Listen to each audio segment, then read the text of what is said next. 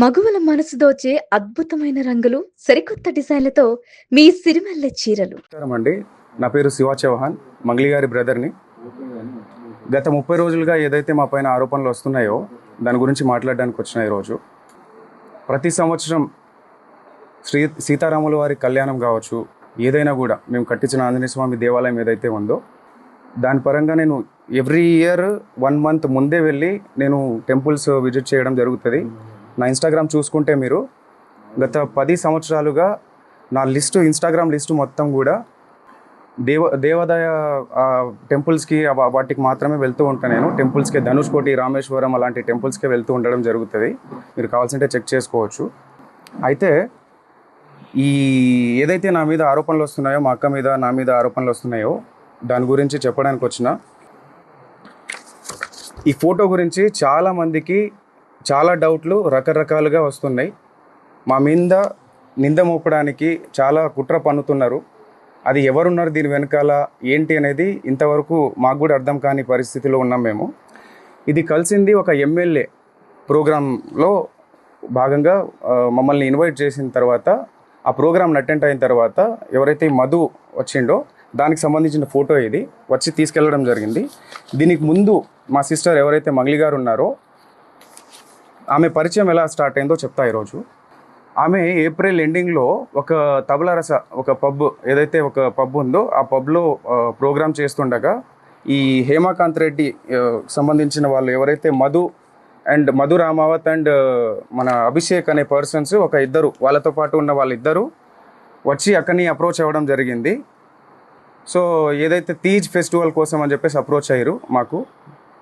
నేను ఆ ప్రోగ్రామ్కి అటెండ్ అవ్వలేదు, మా అక్కకు మాత్రమే అప్రోచ్ అయ్యారు వీళ్ళు. సో తీజ్ ఫెస్టివల్ కోసం అని చెప్పేసి వాళ్ళు రావడంతో మా అక్కని అడగడంతో నా నంబర్ ఇవ్వడం జరిగింది ఆమె. మా బ్రదర్ ఏదైనా కూడా మా బ్రదరే హ్యాండిల్ చేస్తాడు, మా బ్రదరే దీని గురించి మొత్తం మాట్లాడతాడు, ప్రోగ్రామ్స్ గురించి మొత్తం మా బ్రదర్కి కాంటాక్ట్ అవ్వండి అన్న విషయంలో నా నంబర్ ఇవ్వడం జరిగింది. నెక్స్ట్ 1-2 డేస్ తర్వాత కాల్ చేసి, అన్న ఇది పరిస్థితి, అక్క దగ్గర నంబర్ తీసుకున్నామని చెప్పేసి వీళ్ళు నన్ను కాల్ చేసి ఇట్లా అడిగారు. తీజ్ ఫెస్టివల్ ఉందన్న, మంత్స్ ఉంది కదా, దానికి ఇంకా టైం ఉంది, ఆ టైం తర్వాత అప్పుడు చూద్దాంలేండి, కొన్ని ఇంపార్టెంట్ కాల్స్ వస్తుంటాయి, మీటింగ్స్ ఉంటాయి, సో వాటికి వెళ్ళాల్సి వస్తుంది అని చెప్పేసి నేను చెప్పడం జరిగింది. సో దాని తర్వాత ఈ ప్రోగ్రామ్ రావడంతో ఆ ఎమ్మెల్యే ప్రోగ్రామ్ అయిపోయిన తర్వాత, అన్న ఈ ఎమ్మెల్యే ప్రోగ్రాము మా ఈవెంట్ మా విలేజ్ పక్కనే ఉంటుంది, సో ఆ విలేజ్ పక్కనే మా విలేజ్ ఉంది కాబట్టి ఏదైతే ఆ ప్రోగ్రామ్ తర్వాత ఈయన వచ్చి మా దగ్గరకు వచ్చి, మా విలేజ్ పక్కనే ఉంటుందన్న, వచ్చి మా దగ్గర భోంచేసి వెళ్ళండి ప్లీజ్, దయచేసి రావాల్సిందిగా కోరుతున్నామని చెప్పేసి, అక్క అంటే మాకు చాలా అభిమానము, ఇష్టము, మా విలేజ్కి వస్తే బాగుంటుందని చెప్పేసి సో పిలిచి మమ్మల్ని ఇన్వైట్ చేసి వెళ్ళడం జరిగింది. ఎందుకు వెళ్ళామంటే ఆ టైంలో చాలా ఓవర్ టైం అయిపోయింది, 12 o'clock అయిపోయింది. ఆ 12 o'clock తర్వాత ఈయన వచ్చి నేను డిన్నర్ అరేంజ్ చేసిన రండి అని చెప్పేసి పిలవడంతో, మా కమ్యూనిటీ కదా అని చెప్పేసి ఆ ఉద్దేశంతో ప్రోగ్రామ్స్ ఉన్నాయని చెప్పి మమ్మల్ని పిలవడంతో మేము వెళ్ళడం జరిగింది. వెళ్తే అక్కడ అక్క నీ ఫోటో, నేను కన్స్ట్రక్షన్లో ఉంది ఇల్లు, ఆ ఫోటో నేను తీసుకుంటాక గుర్తుగా ఈ ఇంటి ఓపెనింగ్కి నేను పిలుస్తా మిమ్మల్ని, ఈ ఇంటి ఓపెనింగ్కి మేము పిలుస్తా, అప్పటికి నేను ఫ్రేమ్ కట్టించుకుంటా అక్క మా ఇంట్లో, నాకు గుర్తుగా ఉంటుంది అని చెప్పేసి మేము డిన్నర్ చేసిన తర్వాత కింద దిగిన ఫోటో ఇది. మా టీం ఏదైతే ఉందో ఆ టీంతో సహా ఒక 15 members వరకు వెళ్ళినాం మేము. ఓకే, సో దీని తర్వాత ఇది అక్కడిది ఫోటో. ఈ ఈవెంట్ ఏదైతే జరిగిందో, ఈ వెంచర్ ఓపెనింగ్, ఇది వెంచర్ మేము రియల్ ఎస్టేట్ వెంచర్ ఇది చేస్తామని చెప్పేసి చేసిరు. దీని గురించి మాట్లాడాలి ఈరోజు. నేను ఈ వెంచర్ ఆఫీస్కి ఓపెనింగ్కి ఎందుకు వెళ్ళడం జరిగిందంటే, నాకు కాల్ చేయడం జరిగింది, అన్న అక్కకి మేము ఇన్వైట్ చేద్దాం అనుకుంటున్నాము, మేము ఈ రియల్ ఎస్టేట్ ఆఫీస్ ఓపెనింగ్కి అక్కకి ఇన్వైట్ చేద్దాం అనుకుంటున్నాము, సో అక్క రావాలన్నా అని చెప్పేసి నన్ను పిలిచిరు, అంటే నాకు అప్రోచ్ అయ్యారు. లేదన్నా ఈ వెంచర్ ఓపెన్లకి అక్క రాదు, ఎక్కడ కూడా మీరు చూసిండొచ్చు, ఎక్కడ కూడా అక్క ఈ వెంచర్ ఓపెనింగ్లకి దీనికి వెళ్ళదు అని చెప్పేసి అంటే, లేదన్నా కంపల్సరీ రావాలి, ఎట్లన్నా రావాలన్నా అంటే, లేదు అని చెప్పేసి అక్కని కూడా అప్రోచ్ అయ్యారు, అక్క మీరు కంపల్సరీ రావాలక్క దీనికి అని చెప్పేసి. సో అక్క నేను ఇలాంటి వాటికి రాండ్రా, ఏమన్నా కూడా సరేలే తర్వాత మాట్లాడదాంలే అని చెప్పేసి లైట్ తీసుకుంది. మళ్ళీ ఫాలోఅప్ చేసుకొని అక్క రావాలక్క అని చెప్పేసి June 9th ఇది జూన్ 9th చేసుకున్న ఒక ఈ ఆఫీస్ ఓపెనింగ్కి నన్ను ఇన్వైట్ చేయడం జరిగింది. అంటే నువ్వన్నా రా అన్న, మాకు కొంచెం హెల్ప్ఫుల్ ఉంటుంది, నా బిజినెస్కి కొంచెం గ్రోత్ ఉంటుంది, నువ్వు వస్తే నేను కొంచెం చెప్పుకుంటా అన్నట్టు నన్ను పిలవడం జరిగింది. ఆ రోజు నాకు ఫీవర్లో కూడా నేను కార్ పంపిస్తా అన్నా నీకు అని చెప్పేసి అంటే, నేను రాలేను, నాకు ఫీవర్గా ఉందంటే నేను కార్ పంపిస్తా అన్నాడు. కార్ పంపించి నన్ను తీసుకెళ్ళి అక్కడ ఆఫీస్లో ఈ ఫోటోలు దిగడం జరిగింది. అక్కడ ఎవరెవరు ఉన్నారు, ఎక్కడి నుంచి వచ్చారు, వాళ్ళంతా ఏంటి అని చెప్పేసి నాకు తెలియదు. ఓన్లీ అది ఒక జిఎన్ఐ ఆఫీస్, ఏదో జిఎన్ ఆఫీస్ అని చెప్పేసి ఓపెనింగ్కి మాత్రమే పిలిచిరు నన్ను. జూన్ 9th అక్కడ ఫొటోస్ దిగినాం, అంతా అయిపోయింది. దాని తర్వాత ఈవినింగ్ టైంలో నేను రిటర్న్ రావాలి అనుకొని, నాకు తొందరగా వెళ్ళాలి, నేను జూన్ 10th అక్క బర్త్డే ఉంది కాబట్టి రేపు నాకు బర్త్డే ఉంది అక్కది, ఆ పనులన్నీ నేను చూసుకోవాలా, పైగా నాకు ఫీవర్ ఉంది, నాకు చాలా ఇదిగా ఉంది, వెళ్ళాలి అంటే సరే అని చెప్పేసి ముగ్గురు వ్యక్తులతో నన్ను డ్రాప్ చేయడం జరిగింది. వీళ్ళు కూడా వచ్చారు ఆ రోజు జూన్ 9th నైట్ టైంలో. చాలా లేట్ అవ్వడం జరిగింది ఆ రోజు ఈవినింగ్, లాంగ్ కాబట్టి మేము ఉండే ఏరియా నుంచి వీళ్ళ ఏరియాకి, మల్లేపల్లి గ్రామానికి, సో ఈ ఆఫీస్కి. సో వీళ్ళు ఎవరైతే నా మీద ఈ పర్సన్ ఎవరైతే నా మీద మొన్న చెప్పడం జరిగింది, వీళ్ళు ఎవరో కూడా నాకు తెలియదు, జస్ట్ డ్రైవర్లుగా వచ్చిర్రు, వెనకాల నన్ను వదలడానికి వచ్చిర్రు. వీళ్ళు వచ్చి నా దగ్గర ఫోటో తీసుకున్న ఫోటో ఇది, మా ఇల్లు బ్యాక్గ్రౌండ్లో, ఇది మా ఇల్లు బ్యాక్గ్రౌండ్, ఇక్కడ ఆఫీస్, ఏదో బ్యాక్గ్రౌండ్లో ఒక ఆఫీస్ ఉంటుంది. సో ఇంటి దగ్గర దిగిన ఫోటోని ఈరోజు ఇన్ని లక్షలు ఇచ్చాము, అన్ని లక్షలు ఇచ్చాము అని చెప్పేసి అబద్ధాల ప్రచారం చేస్తున్నారు ఈరోజు. సో దయచేసి గమనించాలి మీరు, ఇది అక్కడ జరిగిన విషయం. దాని తర్వాత మేలో ఏదైతే ఎమ్మెల్యే ఫంక్షన్ తర్వాత మేలో మేము ఆ ఇంటికి వెళ్ళి వచ్చిన తర్వాత ఒక 10-15 days తర్వాత నాకు కాల్ చేసి, అన్న ఆఫీస్ ఓపెనింగ్ అని చెప్పేసి ఏదైతే చెప్పిండో ఆయన, ఆఫీస్ ఓపెనింగ్కి వెళ్ళడం జరిగింది నేను. ఓకే, ఆఫీస్ ఓపెనింగ్కి వెళ్ళక ముందే నాకు ఆఫీస్ వెంచర్ ఇట్లా మేము ఇది చేస్తున్నామన్నా, మాకు రియల్ ఎస్టేట్ ఆఫీస్ ఇట్లా పెట్టాలనుకుంటున్నాము, సిటీలో పెట్టాలనుకుంటున్నాము, సిటీలో ప్లస్ మేము మల్లేపల్లి దీంట్లో కూడా పెట్టాము, దానికి కంపల్సరీ అక్కని ఇన్వైట్ చేస్తామని చెప్పేసి ఏదైతే ఈ ఆఫీస్కి నన్ను ఇన్వైట్ చేసిరో దానికి ముందే విషయం ఎక్కడ, వీళ్ళ పరిచయం మాకు గట్టిగా ఏర్పడింది ఎక్కడ అంటే, ఈ ఆఫీస్కి ముందు నాతో మాట్లాడేటప్పుడు, అన్న ఆఫీస్ వెంచర్ ఓపెనింగ్ అని చెప్పేసి మేము ఆ సంబంధించిన ఈ ఏదైతే ఆఫీస్ ఉందో రియల్ ఎస్టేట్ ఆఫీసు, ఇదే ఆఫీసు హైదరాబాద్లో కూడా ఓపెన్ చేద్దాం అనుకుంటున్నామని చెప్పేసి ముందే చెప్పారు నాకు. దీనికి రావాలి మీ అక్క, లేదంటే అక్కడ హైదరాబాద్లో అన్న రావాలి అని చెప్పేసి అన్నారు. సో అలా అనడంతో నేను మా ఆఫీస్ ఏదైతే ఆఫీస్ పర్పస్ పెట్టుకుంటామన్న దాని మీద వాసవి అని చెప్పేసి మా ఫ్లాట్ ఉంటుంది, ఆ ఫ్లాట్ని అమ్మడానికి అని చెప్పేసి మేము ఎప్పటి నుంచో సేల్లో పెట్టినాం, అది 1 year బిఫోర్. సో వీళ్ళు ఏంటి ఆఫీస్ పర్పస్ మాకు కావాలి అని చెప్పేసి వెతుకుతున్నారు కదా అన్న ఉద్దేశంతో మేము ఒకసారి ఫ్లాట్ చూడండి, మీకు నచ్చితే తీసుకోండి అని చెప్పడం జరిగింది. ఓకే, సో దాని తర్వాత చూస్తామన్నా అని చెప్పేసి వచ్చి విజిట్ చేసిన తర్వాత మే 25th 26th, మే 25th వీళ్ళు ఎమ్మెల్యే పార్టీ తర్వాత వీళ్ళు వచ్చి నన్ను అప్రోచ్ అయ్యి ఇది అన్న పరిస్థితి అని చెప్పేసి మాట్లాడడం జరిగింది. ఫ్లాట్ చూపించిన తర్వాత చూసుకున్న తర్వాత మాకు నచ్చిందన్న తీసుకుంటామని చెప్పేసి ఆ రోజు మే 25th కావచ్చు, 6th కావచ్చు, డేట్ ప్రాపర్గా తెలియదు నాకు. సో ఆ టైంలో వీళ్ళు వచ్చి మీ ఫ్లాట్ తీసుకుంటామని చెప్పేసి సమ్ అమౌంట్ అడ్వాన్స్గా మాకు పంపించడం జరిగింది. అక్కడ జరిగిన ఏదైతే అటాచ్మెంట్ మా ఫ్లాట్ సేల్ చేయాలని చెప్పేసి మేము అనుకున్న దాని తర్వాతనే ఈ అటాచ్మెంట్ నాకు మధుకి ఏర్పడింది. అక్కకి ఎలాంటి సంబంధం లేదు, అక్క ఫోటో ఒకటి మాత్రమే ఉంటుంది, అది కూడా ఇక్కడ బర్త్డే ఫంక్షన్లో కూడా కలవలేదు, తర్వాత ఏదో. ఓకే, సో ఆ వాసవి ఏదైతే ఉందో ఆ వాసవిలో ఉన్న అగ్రిమెంట్ పరంగా మాత్రమే మాకు పరిచయం, అంతవరకు మాత్రమే వీళ్ళు. జూన్ 9th వాళ్ళ ఆఫీస్కి వెళ్ళి రిటర్న్ అయిన తర్వాత జూన్ 10th నేను కూడా వస్తా అన్నా అంటే, సర్లే అన్న చూద్దాంలే అని చెప్పేసి చెప్పడం జరిగింది. జూన్ 10th ఏదైతే బర్త్డే పార్టీలో వాళ్ళు కనిపించారో ఆ విజువల్స్ అది కూడా 12 o'clock వచ్చిరు వాళ్ళు. 12 o'clock వచ్చిన తర్వాత ఎస్ఓటీ ఎవరైతే వచ్చారో దాని తర్వాత వాళ్ళు వెళ్ళిపోయారు, కలవలేదు, ఫోటోలు కూడా తీసుకోలేదు ఆ రోజు అయితే. దాని తర్వాత హేమకాంత్ రెడ్డి గురించి చెప్పాలి నేను. శివ కూడా తెలియదు అక్కడ పోయింది, సస్పెన్స్ లో పోతున్నారని చెప్పేసి అనమాట. తర్వాత డబ్బులు ఎందుకు ఇచ్చారు ఫస్ట్? ఆ కేసులలో ఆ ఎఫ్ఐఆర్ ఫైల్ అయిన దాంట్లో మా పేర్లు ఒక్కటి నా పేరు కావచ్చు, మా అక్క పేరు కావచ్చు, ఎక్కడ కూడా మా పేర్లు లేవు. మేము ఎక్కడ తప్పు చేసినట్టు మీరు ఎక్కడైనా నిరూపించండి. మేము కంపల్సరీగా ఎక్కడైనా రావడానికి సిద్ధంగా ఉన్నాం. బాధితుల పక్షాన మేము నిలబడడానికి సిద్ధంగా ఉన్నాము. కంపల్సరీగా ఇదైతే గట్టిగా చెప్తా. ఆ ఆంజనేయ స్వామి మీద ఒట్టేసి చెప్తున్నా. మా బంజారా కుల దైవమైనటువంటి సేవాలాల్ సాక్షిగా చెప్తున్నా. తుల్జా భవాని మా అమ్మవారు, తుల్జా భవాని అమ్మవారి పైన అమ్మవారి పైన ఒట్టేసి చెప్తున్నా. మాకు ఈ మైక్రో ఫైనాన్స్ స్కామ్కి ఎటువంటి సంబంధం లేదు. దయచేసి గమనించగలరని చెప్పేసి కోరుకుంటున్నా. అండ్ ఇంకో విషయం ఏంటంటే, బండి శివ అనే వ్యక్తి వేరు, శివ చౌహాన్ అనే వ్యక్తి వేరు. శివ చౌహాన్ నేను. ఈ బండి శివ అనే పేరుని తీసుకొచ్చి శివ చౌహాన్ అని చెప్పేసి మొత్తం ఈ ట్రోల్స్ ఎందుకు జరుగుతున్నాయో మాకు అర్థం కావట్లేదు.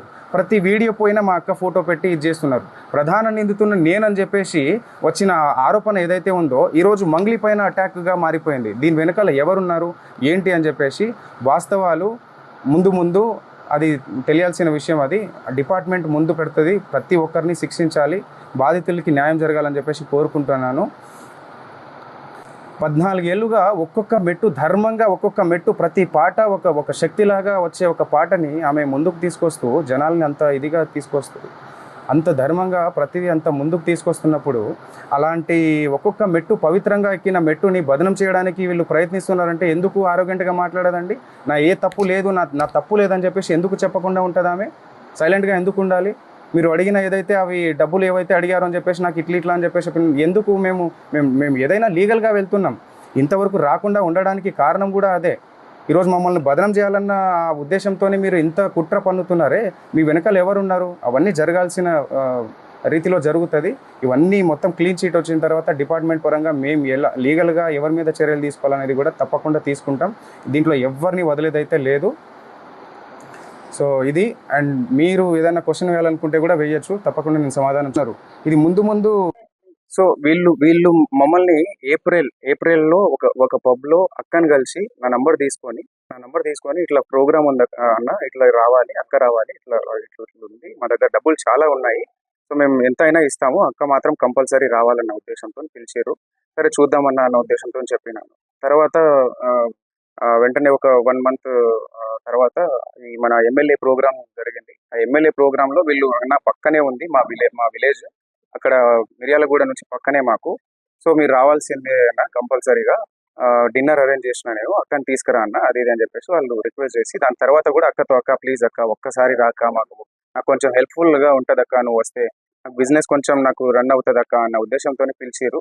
సో సర్లే అని చెప్పేసి, ఎలాగో ప్రోగ్రామ్ వీళ్ళు ఇస్తారు కదా అన్న ఉద్దేశంతో దారిలోనే వెళ్తాం. అక్క ఆ దారి నుంచి ఇట్లా ఆ దారిలో వెళ్ళే దారిలోనే మా ఇల్లు ఉంటుంది. సో ఆ ఇల్లు ఏదైతే ఉందో అది కన్స్ట్రక్షన్ లో ఉంది కాబట్టి అది వెళ్ళడం జరిగింది. డిన్నర్ అని చెప్పేసి చెప్పిండు కదా అని మా టీంతో వెళ్ళాం. మా టీంతో వెళ్ళి మేము డిన్నర్ చేసాం. అక్కడ అందరు చేసి కింద వచ్చిన తర్వాత అక్క గుర్తుగా ఉంటుందన్న ఉద్దేశంతో ఒక ఫోటో దిగిరు వాళ్ళు.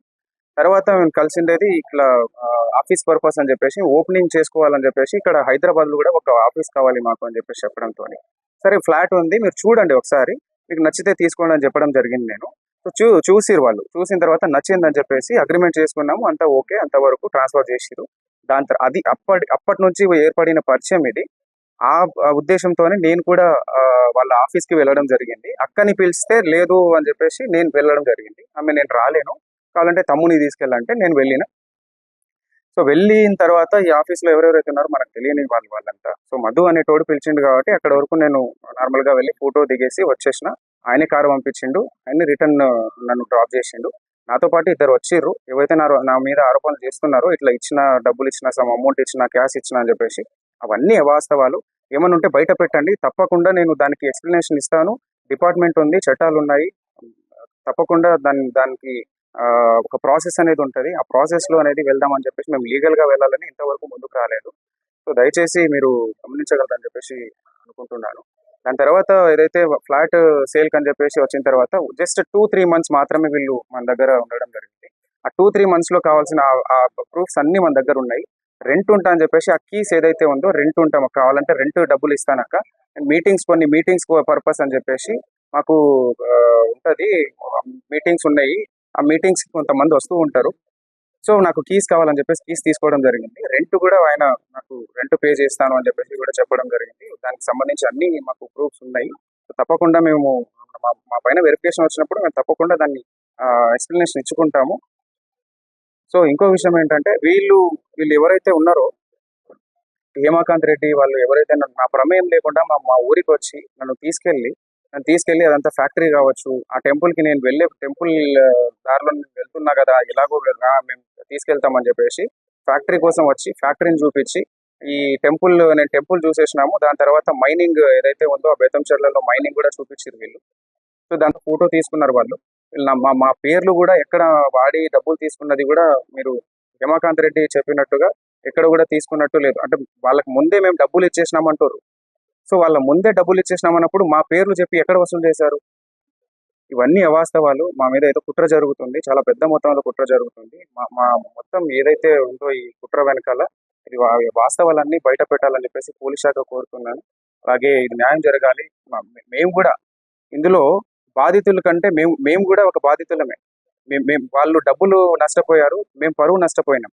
ఇది ఎప్పటి నుంచో ఒక 14 సంవత్సరాల నుంచి ఒక్కొక్క మెట్టు వచ్చి ఎంతో కష్టపడి తీసుకొచ్చిన పేరు ఇది. ఆ పేరుని బదనం చేయాలని చెప్పేసి ఈ రోజు ఆరోగ్యంట్ గా మాట్లాడుకుంటే తప్పు చేయనప్పుడు ధర్మంగా నీతి నిజాయితీగా ఉన్నప్పుడు ఎందుకు ఆరోగ్యంట్ గా మాట్లాడదు? నా తప్పు ఏది లేదండి అని చెప్పినా కూడా ఆయన సుబ్బారావు అడ్వకేట్ అనే వ్యక్తి ఇలాగా ముందుకెళ్ళి మీడియాలో ప్రచారం చేయడం ఎంతవరకు కరెక్ట్? ఇది ఎంతవరకు కరెక్ట్? ఆమె బదనం చేస్తున్నప్పుడే కదా ఇదంతా ఆమె చెయ్యకండి, ఇదంతా తప్పు, ఇది కావాలంటే వెరిఫికేషన్ చేసుకోండి, మీరు పోలీస్ శాఖలు ఉన్నాయి, చట్టం ఉంది, మీరు అడ్వకేటే కదా, మీరు వెళ్ళి విచారించుకోండి, విచారించుకున్న తర్వాత మీరు మీడియాలోకి వెళ్ళండి అని చెప్పినా కూడా లేదు, అది నువ్వు ఫోటోలు ఉన్నాయి, మీ తమ్ముడు ఉన్నాడు ఇక్కడ అని చెప్పేసి చెప్పడం ఎంతవరకు కరెక్ట్? పోలీస్ శాఖ మొత్తం డిపార్ట్మెంట్ కావచ్చు, ఇంకోరు విచారణ చేయకముందే ఇన్ని ఆరోపణలు మా పైన కుట్ర పన్నినట్టు కాదా? ఇదంతా మా వెనకాల కుట్ర చేస్తున్నట్టు కాదా? మీకు అనిపించట్లేదు? ఒక్కసారి ఆలోచించాల్సిందిగా కోరుతున్నాం. అవన్నీ అవాస్తవాలు. ఏవైనా కూడా ముందు పెట్టమని చెప్పండి. కేవలం ఫోటోలు చూపించి ఒక సెలబ్రిటీ స్థాయిలో ఉన్న వాళ్ళు చాలా మందితో దిగుతారు, కూడా వందల మందితో దిగుతారు. ఆ ఫోటోలు తీసుకొచ్చి ఇవి చేయడం ఎంతవరకు కరెక్ట్? ఒక్క ఆధారం కూడా ఈ 100 ఎఫ్ఐఆర్లు అయిన దాంట్లో ఒక్క పేరు కూడా మా పేరు లేదు, ఒక్క కేసులో కూడా మా పేరు లేదు. ఈ రోజు సుబ్బారావు అడ్వకేట్ అనే వ్యక్తి ఏ కేసు లేకుండా, ఏ ఆధారాలు లేకుండా కేవలం ఆరోగ్యంట్ గా మాట్లాడింది, కేవలం నన్ను ఇబ్బంది పెట్టింది, నన్ను ఇట్లా మాట్లాడింది, ఆమె ఇలా మాట్లాడింది, ఆమె వ్యక్తిత్వం కరెక్ట్ కాదు అని చెప్పడానికి ఆయన ఎవరు? ఆయన ఏదైనా లీగల్ గా వెళ్ళాలి, కానీ ఒక అడ్వకేట్ లీగల్ గా వెళ్ళాలి, చట్టం ద్వారా వెళ్ళాలి. ఏదైనా కోర్టులు ఉన్నాయి, పోలీస్ శాఖలు ఉన్నాయి, వ్యవస్థలు ఉన్నాయి. ఎందుకు ఇవన్నీ ఈ ప్రాసెస్ లో మీడియాలో ఇప్పటికీ స్టిల్ ఈ రోజు కూడా ఆయన వెళ్ళి మీడియాలో ప్రచారం చేయడం జరుగుతుంది. సో ఇవన్నీ మా మీద కుట్ర జరుగుతున్న ప్రాసెస్ అది. సో ఇది జనాలు గుర్తించాల్సిందిగా కోరుతున్నాము. దయచేసి మీడియా మిత్రులు కూడా నేను చెప్పడం ఒకటే, అందరికీ మీరు మీరే వాస్తవాలు మీరే బయట పెట్టాలి. సో ఇది కంపల్సరీగా ఇది అయిపోయిన తర్వాత, క్లీన్ షీట్ వచ్చిన తర్వాత, మా తప్పు ఏది లేదు అని చెప్పేసి తెలిసిన తర్వాత దీని మీద తప్పకుండా యాక్షన్ తీసుకుంటాం. ఎవరెవరైతే మా పేరుని నష్టం కలిగించారో తప్పకుండా మేము దానిపైన చర్యలు తీసుకుంటాం.